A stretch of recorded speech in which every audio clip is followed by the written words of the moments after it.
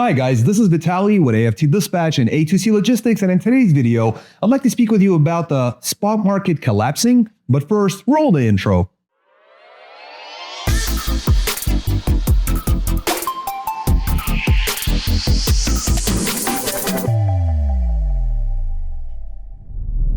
Welcome back. Before we get started, I'd like to ask you to please like the video, be sure to subscribe to the channel and hit the notification bell so you never miss a single release of our videos, where every Friday we're talking about something that could benefit you in your trucking businesses, in your trucking careers, as well as cover the loads we've successfully booked for our customers, consisting of leased out owner operators and carriers operating under their own MC authorities, running under our truck dispatch services. As always, guys, big thank you for all the likes you provided in all the previous videos. Please do keep them coming. And let's talk about the potential collapsing of the spot market. Guys, I realize this video is going to be late, probably going to launch on Saturday. And the reason for that is because there's just so much data. I spent a lot of time compiling this data to make sure you have the latest and greatest information about these tariffs, what's going on the freight market, what we're seeing, what to expect, and then you can, of course, make up your own mind. So this is going to be one of those videos I'm honestly going to ask you guys to share, because this video is going to be important not only for truckers like yourself, but also basically every American out there. Latest surveys have showed that employed Americans, 74% of employed Americans are living paycheck to paycheck. So I think this is information that's certainly going to be very important for stocking up and making sure that you have everything that you need, because we are going into some very tough times. So let's begin. Guys, freight takes about 30 days to come from China on vessels into the Port of Los Angeles. Now, slightly less for Seattle, slightly less for Tacoma, and ultimately, it's about 30 days. Now, tariffs were announced on April 2nd, and I'm recording this video on May 2nd, so there's your 30 days. Now, we are going to begin to see the rapid changes. Now, right now, massive volume declines are expected as the San Pedro Bay, which we're talking Port of Los Angeles and Long Beach, are definitely seeing major declines. Now, there's 3 weeks of data that I definitely want to review with you guys. So, for example, the data for April 27th through May 3rd, which is until tomorrow, they're seeing a 9.5% year-over-year drop for same time last year. Now, the week of May 4th to the 10th is really the important one, because there's an expected drop or a forecasted drop that's over 35%. This is very big. And that's in addition to previous declines. Now, the week of May 11th through the 17th, they're looking at a 1.5% drop. That's an expectation. However, truth be told, these numbers are likely to actually grow, and that's not what we want. We want these numbers to decline. Unfortunately, it looks like it's going to go in the other direction. Now, the Port of Los Angeles Executive Director, Gene Soroka, you guys have probably seen him speak on TV, et cetera. But what he did is he actually warned a volume collapse about 2 weeks from April 24th. So adding 2 weeks to April 24, we come up with a date of May 8th. Now, it's not going to be exactly on that day, but he tends to know what he's talking about, and I will definitely be paying attention to all the news and information that's coming out during that time. Now, retailers, they only have about 6 to 8 weeks of inventory on hand, so shelves will run out and they will be running low by mid to late May. That's the expectation. That's what the country is prepping for. And as far as the financial side of things, the first quarter, Q1, the front loading that we talked about in previous videos of retailers, manufacturers, and then in the future or the last few weeks, we've seen the same behavior from the consumer. And we've talked about how important consumer sentiment is, and how the U.S. economy is driven by consumer spending and also, of course, small business. And both of those get hit really hard. Now, that Q1 front loading that we talked about, that everybody got excited because the numbers went up. Now, we actually surpassed COVID numbers during that time, but because of the amount of trucks that are on the road, the numbers were not as high as they were during that time. However, that Q1 front loading was actually a red flag, and that's not what most people saw it as, but it really was a red flag, and second quarter is falling apart. So, and we'll talk about this throughout the remainder of this video. Ultimately, guys, ocean containers fell by 64% in early April, and we're looking at further declines. In fact, JP Morgan expects 75 to 80% drop in Chinese shipments, and they tend to know what they're talking about. Now, shortages are projected to worsen quickly, and we're talking with some folks saying that it's going to be worse than the COVID panic buying. Hopefully they'll, pick something other than toilet paper, and which is funny because toilet paper in the United States is actually produced in the United States. So I don't know what the big deal was about there. Nonetheless, there are a few things that we definitely need to pay attention to. The US, we heavily rely on food imports. And in fact, 60% of our fruits and nuts are coming from overseas. They're imported. 35% of vegetables, 57% of grains, 70% of seafood. Plus you got sugar, honey, meat, chocolate, coffee, spices, and even cooking oils. All of that is imported into the United States, and that's going to take a major, major hit. Now, we also import 70% of steel for food canning. So expect canned food prices to also rise. If you need to get your hands on some of that, get that taken care of as soon as possible. Now, looking at GDP, that first quarter has already contracted, and the second quarter is likely going to be worse. Now, that would put us into official recession territory. Those of you guys who don't know, it's considered that 2 back-to-back quarters with contractions, with negative numbers, that's considered a recession. Q1 already hit that. Q2 looks like it's going to hit it. So we are looking to get into a recession if that continues. Now, the consumer sentiment that I talked about earlier, and we've talked about in previous videos, guys, we just saw the steepest drop since 1990. Terrible news. Now, JP Morgan says that there's a 60% chance of a recession, while other analysts are saying that there's upwards of a 75% chance of a recession. Again, not good news. Now, both imports and exports are actually stalling, which basically means less freight to move for you guys. Now, product variety is shrinking and prices will be going up. So that basically means there's going to be a very low volume of freight for you guys to carry. Again, both imports and exports are on a decline, and that's going to be a big deal. So get ready for tighter capacity, weaker demand, and certainly more financial pressures on carriers, especially small carriers, owner-operators, guys like that. Now, some advice for truckers, I would say, avoid low-paying loads at all costs. Certainly, it makes sense to take a lower-paying load on a shorter miles to move to a different market. But what you really want to do is prioritize routes with consistent demand. So say you got a reefer, food, medical, essential supplies, things like that will always be hot and will always be necessary. And the same goes for vans and things like that. But generally, reefers will carry your food, your water, your medicine. And so they usually tend to do a bit better, as you'll see in the second portion of this video today. Now, the other thing you want to do is strengthen broker relationships. Direct access to repeat customers can help you fill gaps when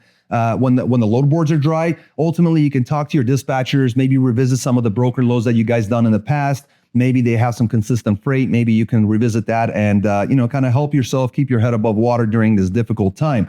I would say tighten your cost, your cost control. Now's definitely a time to know your cost per mile. We've talked about this ad nauseum. Know your operating costs, know your cost per mile. Try to avoid deadhead when possible. We've made a video in the past. I'll leave a little card in the corner about deadhead, of how it's your friend that actually benefits you, but there are certain ways of using it and not using it, which will hurt you versus help you. So definitely learn about deadhead and use it in the proper ways, and cut non-essential expenses. Truckers tend to have a lot of non-essential expenses that are not considered business expenses. You want to make sure to revisit that and cut those out, especially during this time. Furthermore, I would say leverage dispatch services if you're struggling to find profitable freight. I realize I run a dispatch service, but ultimately experienced dispatchers can help negotiate better rates for you guys, plan profitable weeks, and definitely, again, keep your head above water so you can, make it out in one piece. And when the markets do change, you can take advantage of that. Ultimately, you want to stay informed, watch economic indicators, monitor port activity, adjust lanes, or the regions as needed. This is going to be a time for you to focus. I'd love to hear from you guys in a comment section below. If you haven't done so, please smash the like button, subscribe to the channel, hit that notification bell. And for now, I'll switch over the camera. We'll look over loads we book for our customers. I'll see you guys in just a moment. Welcome back. Let's take a look at some of these loads. Guys, this week we have vans and reefers. Considering market conditions, I think everyone did quite well. especially some folks out here that definitely have some comments on it. Let's go ahead and get started with Enrique pulling his reefer coming out of Riverside, California with 2 picks going to Chicago and Bethlehem, Pennsylvania. 2 picks, 2 drops, 39,000 pound load of grapefruit in bulk. Temperature was set at 43 degrees continuous. It's a 2,718 loaded mile run. Booked it at $7,500. Got him 276 a loaded mile. An absolutely excellent job. The next run, we had a truck order not used where we collected $250 on that one. Then took a load out of Quakertown, Pennsylvania to Harrisburg, PA. A nice short run. Very well paid, I would say. 29,000 pound load of frozen food. Set at 0 to -10 on a reefer. It's a quick run, 95 miles. And I got booked at $884, which got him $9.31. Absolutely fantastic job. On the next run, he ended up getting another truck order not used, or a tonneau, where we again collected $250. So just in those 6 days, he collected $500 worth of tonneaus. Not bad at all. And he only ran for 6 days. Reefer running Tuesday to Monday. Ended up grossing, get this. This is this market, this week here, $8,884 in gross. He ran 2,813 loaded miles, only 15 deadhead miles. Ended up getting 316 a loaded mile, and obviously with the deadhead being so limited, only dropped him to 314 with deadhead included. So I would say an absolutely fabulous 6 days working for this reefer. He's a new MC. He's a new customer for us, and got some decent weights for the loads. Got some really great rates. Definitely great job for dispatcher, driver. And the only unfortunate thing here is that Enrique now expects this to be the case every single week. I hope we can deliver, but this is definitely an excellent job, Enrique. Way to go, sir. Well, very well done. Moving on to Reginald pulling a dry van coming out of Dallas, Texas, going to Loveland, Colorado. 42.5 load of windshield washer fluid, 844 loaded miles, booked at $1,750, got him 207 a loaded mile. Then Golden, Colorado, coming out to Warland, Wyoming. It's a heavier load of beer, 45,000 pounds on a weight, 451 loaded miles at $1,050, got him 233 a loaded mile, an excellent rate. Then Great Bull, Wyoming, coming out to Lamar, Colorado. It's a 43,000 pound load of drilling mud equipment, 675 loaded miles, booked at $1,350, got him $2 on the dot. Then Garden City, Kansas, going to Valiant, Oklahoma. It's a 43.5 load of cardboard boxes, recycled but clean nonetheless. 531 loaded miles at $1,100, got them 207 a loaded mile. Then Texarkana, Arkansas, going to New Orleans, Louisiana. It's a 45,000 pound load of paper rolls, 402 loaded miles at $1,000.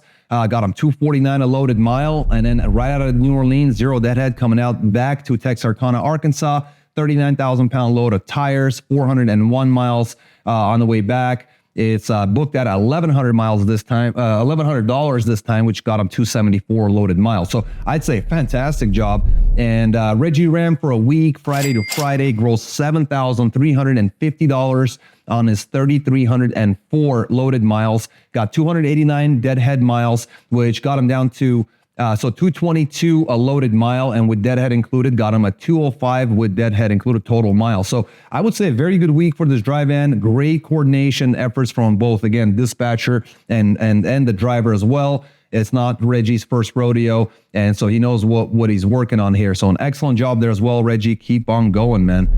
Next, we got a reefer. The driver's Milagres, Grand Forks, North Dakota, going to Jacksonville, Florida. Long run, 42,000 pound load of frozen fries. Temperature set at -10. This was a blind shipment. 1,787 loaded miles at $4,000. Got him 224 a loaded mile. An excellent job there. Then Auburndale, Florida, coming out to Goodyear, Arizona. 2 drops there. It's a 39,000 pound load of food product. 32 degrees on a reefer. 2,169 loaded miles. Booked that one as well at $4,000, which got him a $184 coming out of Auburndale, Florida, going back out to Arizona. So an excellent job coming in and coming out Monday to Monday, 7 days on the road. $8,000 gross, ran 3,956 loaded miles, 186 miles a deadhead. That got him 202 a loaded mile, and with deadhead included, got him a $193. So an excellent gross. I would say did a great job, and I think he's going to definitely do well next week out of Arizona. So way to go, Milagres. Way to go. Let's take a look. Next, we got Sergio coming out of Columbus, Nebraska.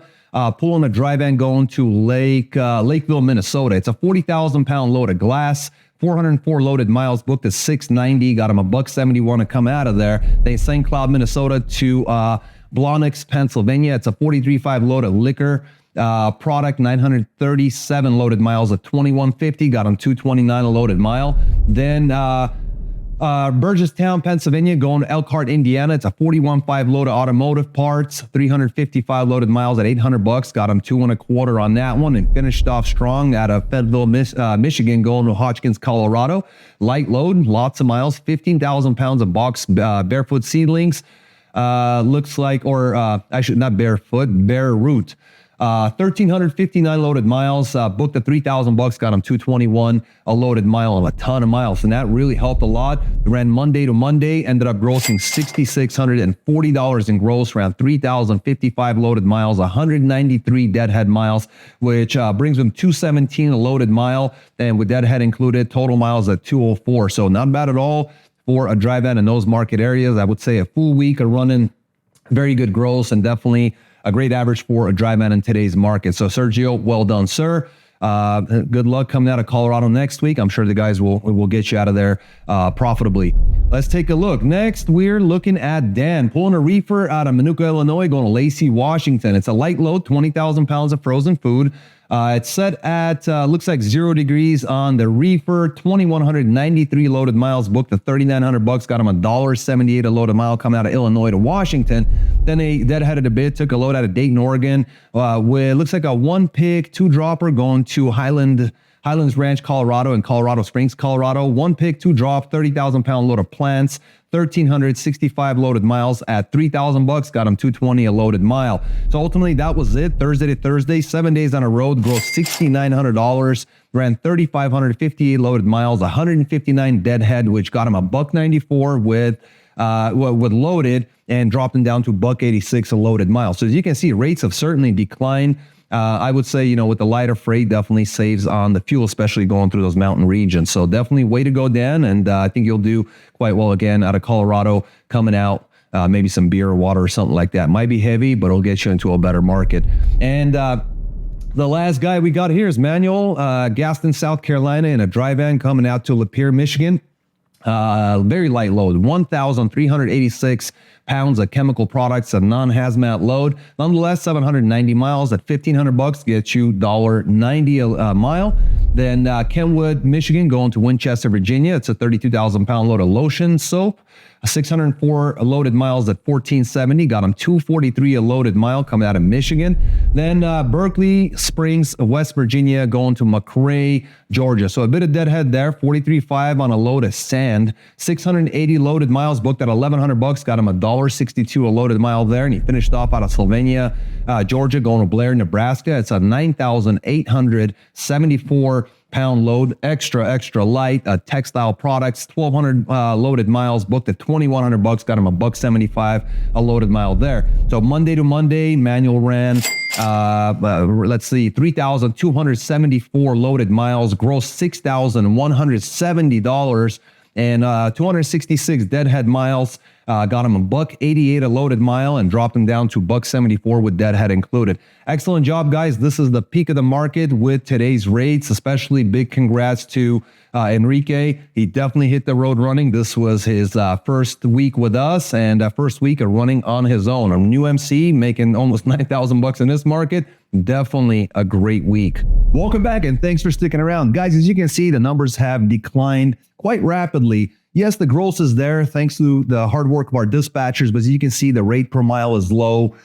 You can see that, guys are having to carry a little bit heavier freight, maybe going into market areas that they don't necessarily want to get into. And it's been very, very difficult to keep up the momentum and keep these numbers up. But truth be told, most dispatchers are simply inexperienced in these types of market conditions. And this is certainly not our first, second, or third rodeo. We've been through this many times. So if you're struggling and you're a carrier, have your own MC authority, or you're a leased on owner operator, be sure to get in touch with us. This is the time to get yourself a very strong, experienced, knowledgeable dispatcher who has a lot of connections, able to get you these types of loads, even during, bad, tough market conditions. Again, we work with carriers as well as lease on owner operators. If you have any questions, get more information on our website at aftdispatch.com or call or text our number at 801-448-6363. And most importantly, guys, stay healthy, be wealthy. Take care.